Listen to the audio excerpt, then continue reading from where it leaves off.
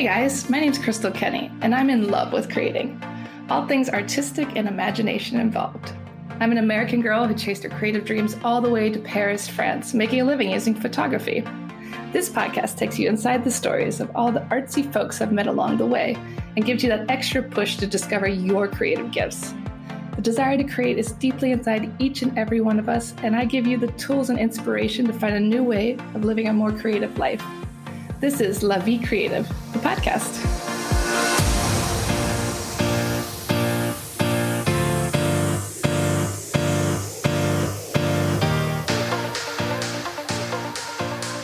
Hello, David. How are you today? I'm good, Crystal. Thanks for having me on. It was great to see you perform live a few times. You even performed at our Christmas party. We really appreciated that. That was super fun. And I want to go back to the beginning about what brought you to Paris originally. Well, it's kind of a long story. I was in a career transition. I worked so I grew up in Minneapolis, Minnesota, and I went to college where I got a degree in business and entrepreneurship, which I finished in 2010. And from there, I started to work directly with a large financial services corporation called Principal Financial Group. So after 5 years or so of working with them, I had saved enough money to buy my first home. Around 26, I think I was 26 years old when I bought my home. So that was kind of my goal I've been working for the last 5 years or so. And then once I finally had this goal that I had accomplished, I kind of started asking the existential questions of life. Well, is this really what I want to do with the rest of my life? Like, yeah, sure, I like my job, but I'm not exactly passionate about insurance and investments. I don't care about my own insurance and investments. So do I really care about helping other people out with theirs? So, I like the social aspect of it. I met a ton of amazing people and people who have helped put me on the path I'm on now too. So that summer after I bought my home, I started to work from home a lot. And, I've always been a guitar player and a musician as a hobby. Anything serious for me. I'd never at all considered doing it professionally. So that summer I started thinking, and faith is a big part of my life. I believe in God, and I believe that He's created everything, and He has a plan and a purpose for us all. So when I started having these questions pop through my mind, I really started to lean more into my faith as opposed to my own power, because let's be honest, my plans never go the way I expect them to. So I think a lot of people can relate to that. So the more I kept praying and reflecting and thinking as far as, what do I want to do with the rest of my life, or more importantly, what does my creator want me to do with the rest of my life? This musician thing kept popping in my head. And there was one specific memory I had from being a child. I was 12 years old. I had just started playing guitar that year, a few months prior. And growing up in Minneapolis, we had a family friend who is a gospel recording artist and a minister. So he was in town performing at our church, which was a huge mega church, 3,000, 4,000 members in it. Yeah, one of those huge Christian mega churches. So at the end of one of the services, he does what they call an altar call. And basically it's a way, he invited all the musicians in the church to come up to the front of the church, and he said to prayer over all the musicians. So me, this naive 12-year-old little kid who started playing guitar yesterday, says, oh yeah, I'm a musician. Sure, I'll go up. They'll pray for me. I'm a musician. I don't remember a word he said in his prayer. But what I remember is afterwards, this lady who I'd never seen in my life before, she approaches me and taps me on the shoulder. And I turn around to face her, and she says, oh, hi, I just wanted to say, when they were praying over you, I just witnessed, I saw this electric glow and this blue aura coming off of you. So again, I'm 12 years old. I'm like, okay, cool. Thanks. See you later. Have a nice life. So now 15 years later, I'm at this, whatever you want to call it, midlife crisis, if you will, of, what do I do with my life? And that memory was like etched into my mind, and it kept coming back to me. So, despite the ludicrous, nature of this idea to enroll into music school, to drop a steady career in financial services and a promising career in financial services, I said, you know what? I'm going to hang up my tie and pick up my guitar because I feel like that's what God wants me to do. It was scary as hell. It didn't make any sense logically, and I'm kind of a right brain thinker, or at Yeah. least I was. I've definitely seen that change. So I thought, I've been playing guitar for 12 years or whatever it's been at the time. I think I'm a pretty good player, but let's see what one semester does for me. I really like jazz, but I really don't understand Hmm. jazz. Um, so yeah, long story short, I took out $15,000 of student debt to try one semester of music school. And after the first day, I realized I don't know anything about music. When I was 27, I was surrounded by 19 and 20-year-old kids who destroy four instruments, and I'm trying to keep up with just the one instrument I thought I was good at and realized quickly how bad I actually suck. So if there's any other musicians out there listening, I'm sure you guys can all relate to that feeling. So yeah, basically one semester turned into five with bludgeoning debt upon bludgeoning Wow. debt mounting with each semester. And each time I keep thinking, well, how am I going to pay for this? How am I going to pay for this? I barely make my mortgage payments. I barely put food on my Yeah. table. I mean, what is this grand vision God has in Yeah. plan for me? So then I met someone from France in Minnesota and developed a connection. And I came to France for 10 days in 2016. So this was my second time Oh, in wow. Paris. My first time was in 2008. I was on a weekend trip doing a study abroad program. So I was in London for this study abroad program, and we all did a weekend trip to Paris. And honestly, I didn't care much for it. I didn't speak French. I'm not very cultured. I was just a drunk American 20-year-old college student trying to tear it up for the Yeah. weekend. So my interaction here wasn't super Yeah. pleasant. Kind of had the stereotypical, the French are they're mean, they're impolite, they don't like Yeah. Americans. So then 8 years later, I find myself back in Paris with this transition of life, transition of career, this new mindset of not just being 20 years old and thinking the world revolves around me, but having a different lens of focus. So and I was starting to learn the language, so that helped.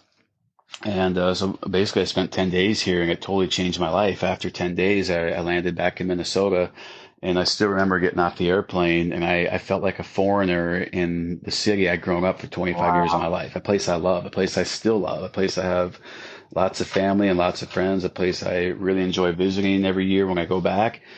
But that was the first time in my life I felt super out of place, and I felt alone, and I felt I just felt it was weird. I don't know how else to Hmm. say it. It was a completely strange and bizarre feeling to feel like a foreigner in my own Yeah. Yeah. hometown. I think that's something that a lot of expats go through, but it's crazy that you went through it after 10 days, like super fast. You were just like, I need to be in France. Right. So then I think, okay, well, maybe it was just the glitz and glam of this wonderful vacation, and now I'm just on the vacation hangover, if you Hmm. will. But that whole fall, I had my semester here. So this was fall 2016. I spent my fall kind of back and forth in depression and just normal Yeah. sadness. So then I went back to Paris in the spring of 2017 on a student visa to explore what the potential life I thought I had here was.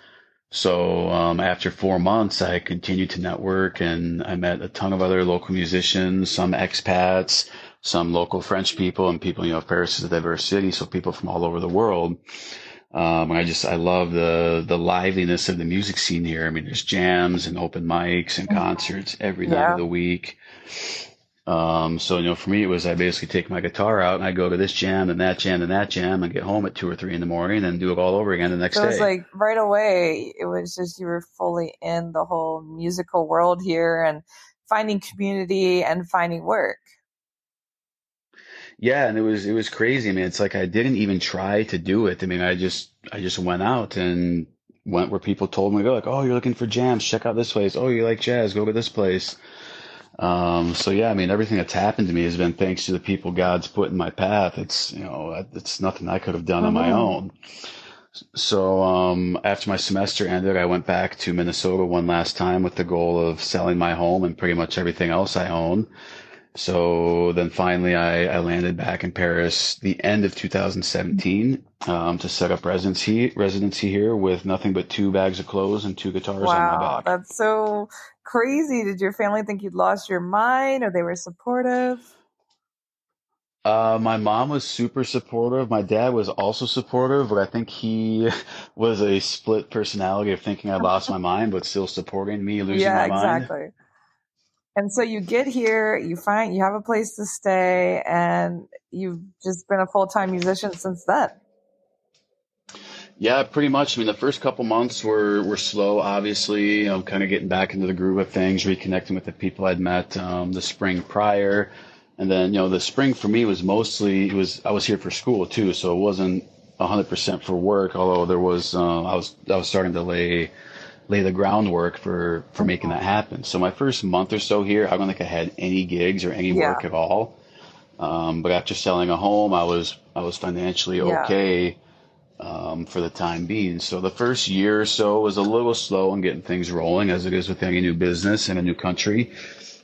But yeah, I mean, my full time, I've done nothing but been a performing musician here in France since I moved here. It'll be 6 years now in Wow, December. congratulations. I mean, and once you got that ball moving, like, did all those fears and sadness just kind of dissipate? You felt like, okay, this is where I belong. This is what I'm supposed to be doing. Yeah, sure. And of course, you get used to it. You get used to living in Paris. But, there's moments when I walk around, I just stop and take the time to look where I am and think of the path I've been on. I mean, I had to learn the language and reconnect and re-network and basically start my life over from Hmm. zero. So it's been a very rewarding and very fulfilling experience. It's been nothing I ever expected would happen in my life. I was happy being in Minneapolis. I loved it there. I've got a ton of friends. I got family there. I love the seasons. It's a beautiful place with lakes and forests all over the Yeah, place. So looking to leave Minnesota was never in my yeah, plan. yeah, yeah. And But, what was the we final kind of, push for that? Like, just the feeling you had with being here. You just knew you had to be here. yeah, like I said, it's been something I feel like it was like God's dream for my life that I never even knew I Hmm. had. And like I was saying earlier, it's like my plans weren't going how I expected. I mean, I thought I'd be making way more money I would Yeah, be after 5 years of doing my business. And it just felt like things kept going into a yeah, dead yeah. end. And what do And you then love once about the music community here? Like, what is something that you really appreciate about the music community? the level of talent is Hmm. very high. I don't know if it's quite as high as like New York or LA. I mean, those are kind of the pinnacle places a lot of people look at, and even a lot of people I meet here, like, dude, why are you here? Well, you should be in New Hmm. York or something. But as far as like my personal preferences, I love gypsy jazz or jazz Hmm. manouche.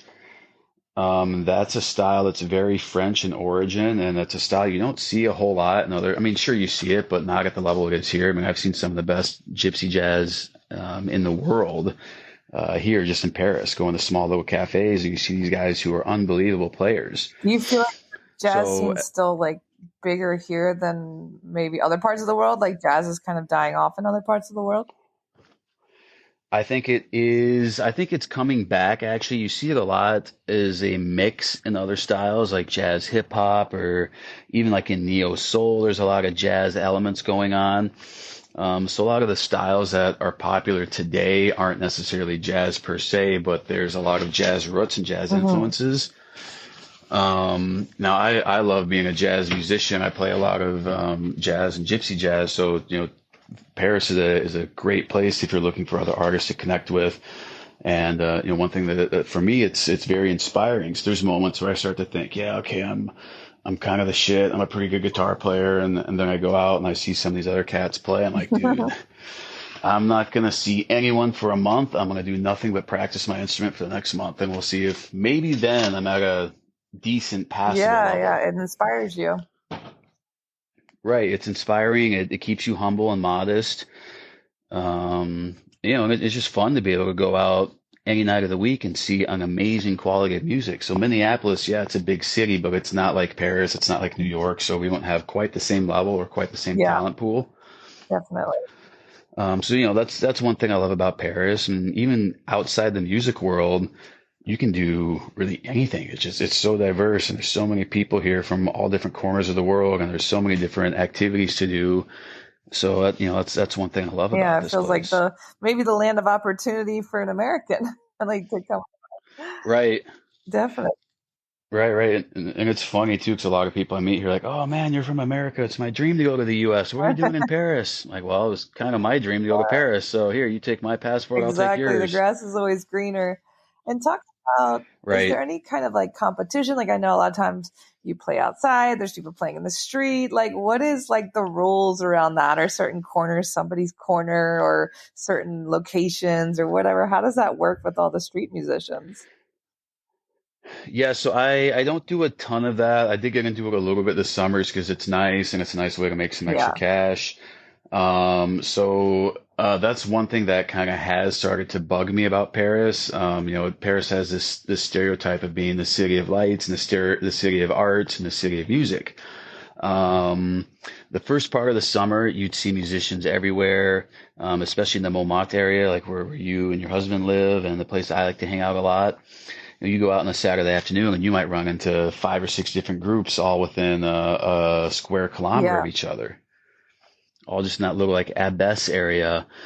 So then after a couple months or even a month or two, then you start to get a lot of complaints from the neighbors or restaurant owners.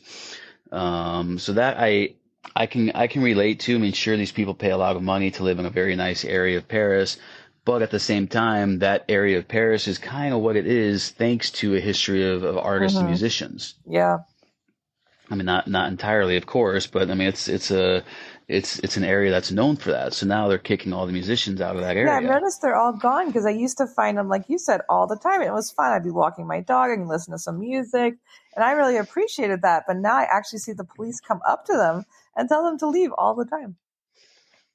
Yep. So you'll get, it's really frustrating. I did this a fair amount this summer, like I was saying, and we'll be sitting there playing. We do half hour, 45 minutes in one area, then move to another area.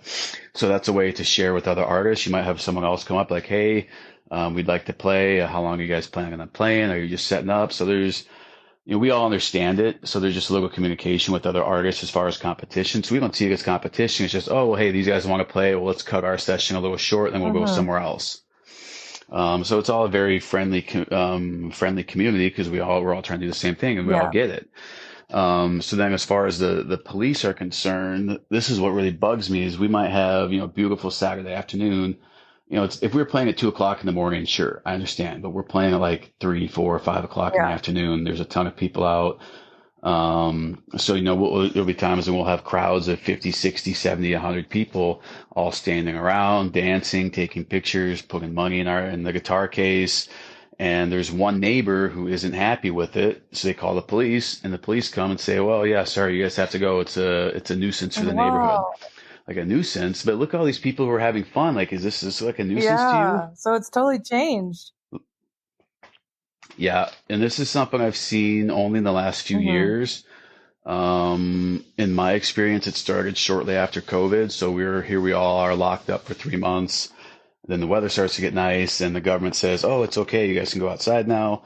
And, busking was the only way I could pay my Hmm. rent. Busking is what we call playing in the Yeah. street. So for 4 months straight, I paid my rent with Wow. coins because everything was closed. Bars weren't open. There were no concerts. There's no private events. There was nothing. So to work and make my life as a musician, I had to play in the Hmm. street. And again, the first 2 or 3 weeks after confinement ended, everyone loved it. It was amazing. The feedback was awesome, and the vibe and energy was great.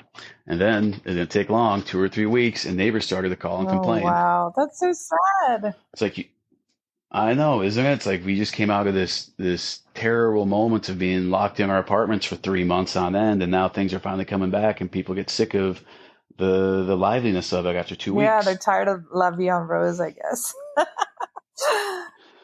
Right. So again, like I understand you have musician after musician coming in all Hmm. day. I mean, I don't know what the solution Yeah. is, but we can't, I don't think it's right to let one person's displeasure dominate and take over the afternoon for everyone else who actually is having a good Yeah, time. exactly. And that's one of the best parts of walking around Paris is there are a lot of street performers and it's fun. It's just like free entertainment. Why not? Yeah, I mean, just last night, me and my girlfriend went down by the Seine by Pont Neuf to watch the sunset with the Eiffel Tower in the back, and we sit down and there's a jazz trio playing under one of It's the so bridges. nice. Yeah, it was great, super evening. So talk a little bit about some of your favorite venues. Like what would you recommend for people who want to check out some music when they're in Paris? Yeah, wow, where do I start? It definitely depends on what you're looking for. Like I said, I'm really into the jazz scene, so I go to places. I mean, I guess some of the premier places I stay away from just because they're a little snobbish, but they're great places with great Mhm. musicians. So, like the Baie Salé, Duc de Lombard, Sunset Sunside, which are all right on the same street within 100 meters of Mhm. each other. There's some underground places like Le Piano Vache, which has world-class gypsy jazz music on Monday nights. There's Les Chiquis, the chessboard, in the 11th district, I think, on Wednesday nights. That's a jam, open scene. Some of the late night places would be like Guinness Bar or No P. Um, Trente Trivoli, 38 Riv is great. Yeah, I know there's a ton of other ones. You kind of caught me on the moment with that one. That's a good list of 8 or 10 Yeah, to definitely. start. That's a great list. I appreciate that. And talk a little bit about your own music. You also write your own music. Like what influences your music and how do you keep your work evolving? So yeah, I haven't been doing much composition lately. I did connect with some people my early on here in my life in Paris, and so we started some projects together. And in fact, the song I'm going to send you is a an original composition. It's something we did in one take guitar, one take piano, and then my friend has this long spoken word text he posed over the music, and it's basically telling the story of what it is to be an artist, the blessings and the cursings of it, and that's kind of what the whole point is, the malédiction et le don d'être un Oh, artiste. fun. I love that. We can't wait to share that. We'll play it at the end of this episode so everyone can check it out. And talk a little bit. Oh, Yeah, go ahead. no, no, I was just gonna say I need to find this link for you Yeah, still. we'll find it. And talk a little bit about one of the craziest nights for performing for you. Are there any moments that really stand out for you when you were performing? As far as what, like, as far as like something totally scary that happened, or something really exciting and really Like moving, all of the or above. Like talk about some nights just stand out from all these crazy Paris nights of being a musician. honestly, some of the moments that stand out most. So I've been doing quite a bit of performances in senior residences, Mhm. retirement homes, APAs, OPAs. So it's not a glamorous gig at all. I mean, it's like a 1 hour thing in the middle of the afternoon at some place in the suburbs of Mhm. Paris. But these are people who probably don't have much connection with the outside world. Some have maybe even just been posed there by their families and are basically forgotten about, except for maybe Yeah. Christmas. So then I come in and I, have this American accent and sing these French songs that these people grew up with, like La Vie en Rose ou Je t'attendrai, Jardin d'hiver, some of the classic French songs. And you get these old people who can't really move too well anyways, but they get up and they start dancing with the Oh, nurses. They come up and dance with me. And, there's moments when someone will have tears in their eyes, like, man, it was so beautiful. I haven't heard this song in 20 years. And it was so great to hear this song. Thank you for coming in and putting this ambience and this atmosphere and this place that really isn't the most cheerful yeah, yeah. place. Bringing that joy. Yeah, so that's great. We do private parties and weddings a lot. Those are always a fun time. We did this wedding at the Ritz Nice. in February. Small wedding. There's only like 20 or 25 so people. They're all from America, and I went in there with just a trio. It was myself on guitar. I hired this really amazing piano player and another friend of mine, an amazing saxophone player.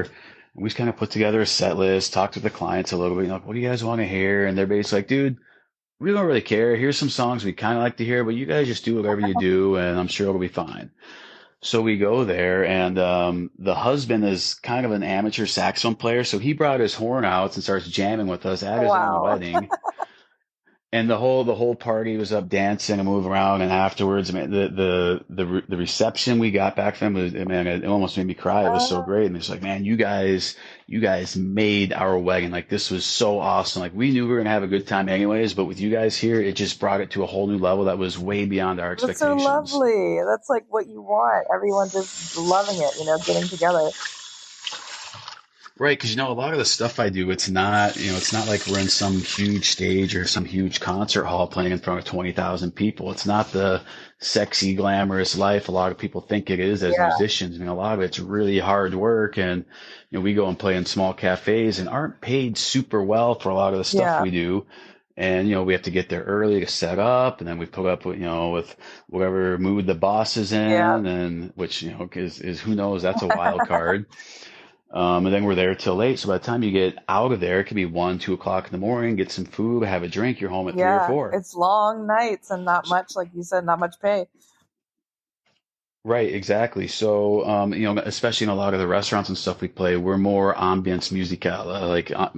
We're there to provide an ambience. We're not there necessarily to engage with the clients, and the clients especially aren't there necessarily to see us. Yeah, it's like background. So we're like an added value. Right. It's like, oh, hey, let's go see David at whatever cafe tonight. Like, no, it's people are going there to eat with their family or whatever. Like, oh, hey, there's music. Yeah. Cool. So a lot of times we're there, but we're not. I mean, you might get a little applause or something, but it's not like this huge hoorah moment. So then that's, to all that to say, when people do come up to you after a show or something and, they have the stars in their eyes, like, man, it was so amazing. You guys are so talented. That music was great. I mean, where else you guys play? What's your Instagram? Where can I follow you guys? And it's really like inspiring and wants to keep you going. Because like you say, a lot of times you're in these cafes, you're just background music for dinner. And I mean, how do you feel about that? You're okay with that because you're just enjoying your job. You don't mind being like spoken over while you're playing all this amazing music. Right. So it's something I've gotten used to. And to be honest, when I first started out, I'm kind of a timid person, especially with when I first started performing live. Yeah. There's almost this expectation of people think, well, you're a musician, you should be good at what you're doing. You went to school for this, you should be really good at what you're doing. So there's this already added pressure of, man, I can't mess up. I can't mess up. I better be on my stuff. So to be there more as kind of background takes some of that pressure off. And for me, I thought that was a great way to start my career. Because now I can be on some of those bigger stages, which does happen every once in a while, and feel comfortable playing in front of 1,000 people. Yeah, because you've done it so much now, it's just kind of breaking that barrier. Right, exactly. So for me, as someone who started performing professionally a little later in his life compared to some other people, that helped me get over some of that initial stage fright. And like even if people aren't listening, if I'm playing with a good group of musicians and people I get along with, and sometimes it's people I've never even met. So we might show up for a gig and I have no idea who I'm playing with. I mean, I know the repertoire, we have lists and we have chord charts and everything. But a lot of it is just the interaction with us as musicians. And I've noticed that sometimes the energy we create amongst ourselves sometimes spreads out to the rest of the room too. And I'll have people come up to us after, like, man, looks like you guys are having so much fun up there playing. Like, yeah, we were. I mean, we're looking at each other and smiling and laughing, and someone plays something and it's like, oh yeah, then you copy that same line. Just having a good time, just jamming. Right, exactly. So, it's those moments for me that go way beyond what we're getting paid or who we're playing for or what the event is or who might be in the crowd or whatever. Just getting in those flow states. Right, exactly. And, it's a good way to build relationships and develop connections with other people in the city and other musicians and people you'd be working with. And how do you define creativity in your own words? Wow, that's a good question.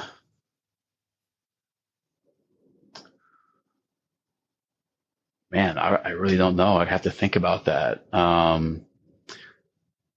mean, I guess if I can use the word in the definition, I mean, creativity is creating something out of whatever influences you and inspires you. It's like creating something out of nothing. Right, exactly. And you can't really create something out of nothing. Everything has been either a reversal of an existing idea or a combination of two ideas or something inspires us. I once heard someone say we're most like our creator when we are creating. I like that. Um, yeah, so like I said earlier, I believe in the God who created the universe. And so for me, my creative process is almost like an homage and a form of worship, if you will, to to say like, look, I respect what you have created in this universe. So here's me doing that part of creativity that you've put in me. And it's not just me. I believe that everyone has an element of creativity. Yeah, definitely. And everyone has a purpose for their life. Everyone has a reason they were put on this planet. So, for me, creativity is partly in finding what that purpose is, but then also using what that purpose is to enrich the world around you and to be a resource to other people. It's not to, sure, I need to create a life with the gifts I've been given, but the gifts I've been given are more to be of service to other people and not to me. Yeah, exactly. To connect and inspire and to serve others through your creativity. Right, exactly. So like your gifts are for my advantage, but my gifts are for your advantage and for everyone else around us. Yeah, it's all sharing. Right. So I don't know if that really answered the question. Yeah, definitely. And what's next for you? Like, what is on the horizon? What are you excited to work on? So yeah, we're just coming off of a vacation. August is vacation time, so September is kind of slow. It always is slow. There isn't a whole lot of work. So there's a couple new projects that are being started. Some new people I've been connecting with as far as getting more into private event space, more and more into private event space. There's a new singer I'm connecting with who wants to work more in luxury hotels, which I think would be cool. There's some of the original projects I started a couple years ago. We're trying to slowly push forward towards completion. And then just keep progressing with the jazz community I'm involved in here, progressing my skills as a gypsy jazz player, continuing to expand my network with other amazing players who continue to inspire me and for whatever reason continue to hire me for work. Yeah, definitely. No, that's and just go ahead. Just to continue pushing the level as far as who we're playing for and who we're reaching. And really the end of the day is just to move people, to make them feel something positive through our music. I think that's a beautiful note to end on. And where can people connect with you online, learn more about your work, and hire you? So I do have an Instagram account. It's at ear_candy77. Okay. And I think if you just search David Wallace, you'll find it. So it's EAR_CANDY77. And I always post my dates on my story, where I'm playing with who, what time. But I do admit I'm kind of like most musicians, I'm pretty bad at the business side, because I'd rather pick up my guitar and play instead of spend 2 hours a day marketing myself. Exactly. So yeah, I'm on Facebook as well, David Wallace. I have no problem if people want to send me a message like, hey, where are you guys playing? I'm in Paris this weekend. We'd love to come check you out. Perfect.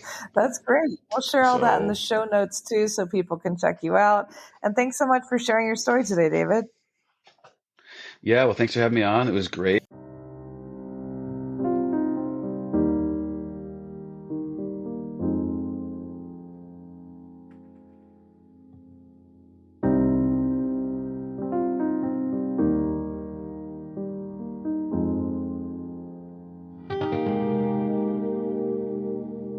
Je me suis souvent demandé ce que c'était que l'art.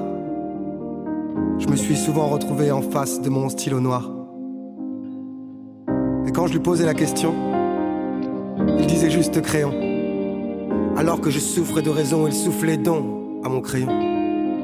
Je lui répondais qu'ici-bas l'argent faisait tourner le monde. Lui me disait, pense plutôt à faire battre ton cœur chaque seconde. Il parlait de sensations cristallisées, d'une foule d'émotions immortalisées. Il clamait que le devoir était de les diffuser, que quel qu'en soit le coup, l'art devait s'engager. Il parlait de la lumière portée du message, me criait que ma passion ne serait pas que de passage, et que mes lettres dans tous les cas ne seraient jamais vaines, car ma tête en serait à jamais pleine. Comme des bruits de couloir qu'on entend au loin se rapprocher, comme si la voix de mon esprit revenait pour s'exprimer. Et dicter à mon corps le chemin de ma trace. Il m'a fallu accepter le don et la malédiction en face. Je suis l'artiste. Le don. Le don. Le don. La malédiction.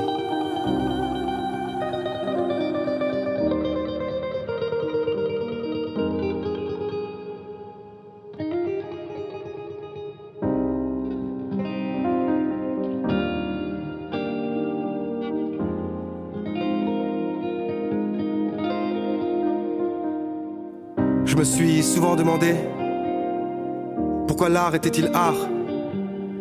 Je me suis souvent retrouvé en face d'un gouffre, au fond d'un noir couloir, à tenter d'estomaquer ma blanche page, en remettant en cause les chastes, les castes, les cages, en brisant les codes par transcendance du tabou. Sans censure ni concession, mon art se tient droit debout, debout, debout, debout sur vos barricades, debout sur les miennes. Des ontologiques, des doutes illogiques. Au pinceau de sève, on dépeint son glaive. Au fusain de sa trêve, on y dessine un rêve. À la plume du macadam, on y délivre ses âmes. On y déploie ses ailes. On y décrit l'irréel. On redessine, oui, on redessine notre réel. À corps nu dans le vent, on danse les couleurs du temps. À main nue dans le sable, on vient y sculpter sa flamme. Et des sprays sur les murs, on y grave le pur et le dur. Les esprits, les blessures, on orne nos futurs de nos propres parures. Objectivisme d'un état social, par la simple force du mental. Trouve ta liberté, exprime-la, crée ton monde et assume-le.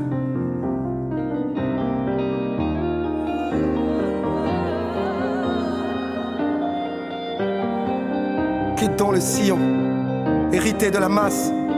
Recherche donc ton soi, accepte donc sa place. Suis le chemin de ta trace. Accepte donc le don et la malédiction en face. Sois l'artiste. Le don. Le don. Le don. La malédiction.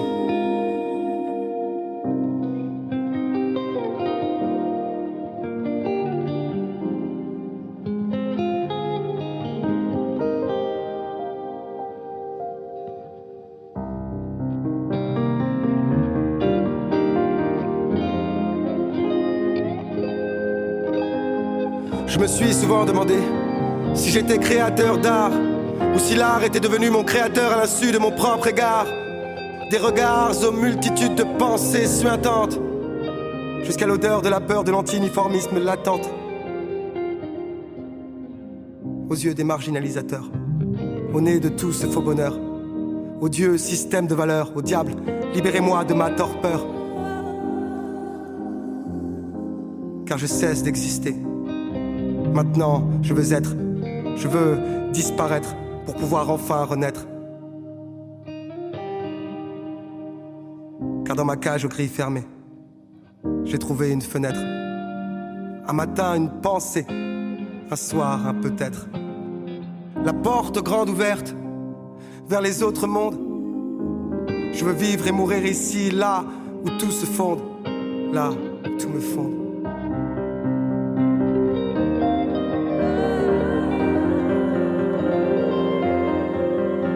S'ils aiment, tant mieux, sinon, tant pis. Mon art n'est pas à la demande, cela, non merci. Mais il est l'un des symboles d'une de mes uniques facettes humaines, essentielles et authentiques. Et à l'orée du dernier jour de mon existence fugace, quand la nuit et le vent m'auront transformé en glace, j'aurais changé mon don et ma malédiction en grâce. J'aurais accepté le don et la malédiction en face. Alors, je serai l'artiste. Le don, la malédiction.